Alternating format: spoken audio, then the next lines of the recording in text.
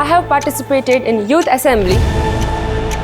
જે યુવાઓને stage fear જેવો પ્રશ્ન છે, જો યુવા સશક્તિકરણ જે અત્યારે ચાલે છે એના માટે આ બેસ્ટ એક્ઝામ્પલ છે.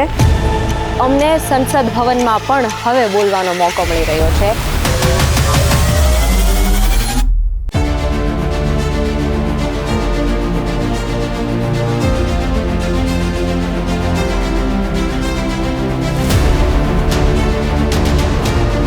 અત્રે ઉપસ્થિત દરેક જિલ્લામાંથી પધારેલા જિલ્લા કક્ષાના વિજેતા જે સ્પર્ધકો છે એમનું હું ગુજરાત સરકાર વતી ખૂબ ખૂબ સ્વાગત કરું છું.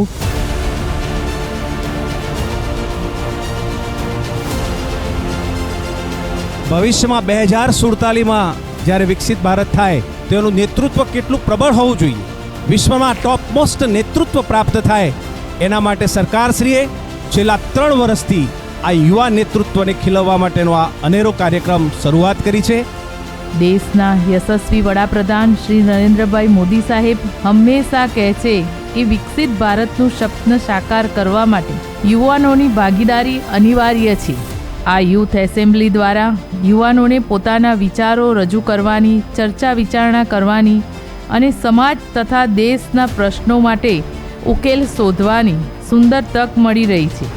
આ પ્રકારના કાર્યક્રમો યુવાનોમાં નેતૃત્વ ગુણો વિકસાવે છે, આત્મવિશ્વાસ વધારે છે અને તેમને જવાબદાર નાગરિક બનવા માટે પ્રેરિત કરે છે. આજે એક પાર્ટિસિપન્ટ બનીને આવ્યા છો, પણ એક લીડર બનીને જશો.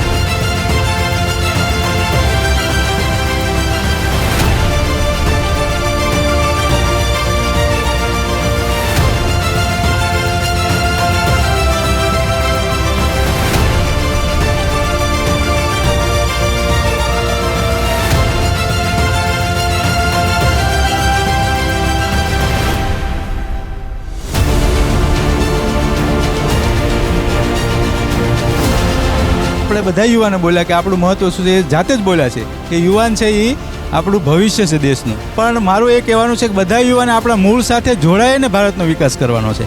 બધા દેશો વિકાસ કરે છે, પણ જો ભારત વિકાસ કરે તો કેવો વિકાસ કરે એ આપણે દુનિયાને બતાવવાનું છે. વસુદેવ કુટુંબકમની ભાવના આપણે આપણા દેશે જ બધાને આપી છે. ગુજરાતના યુવાનો એ પણ આ લોકશાહીની જે પરંપરા છે તેમાં ચર્ચા એક અગત્યનો ભાગ છે, જે સંવાદ થકી આગળ વધે છે.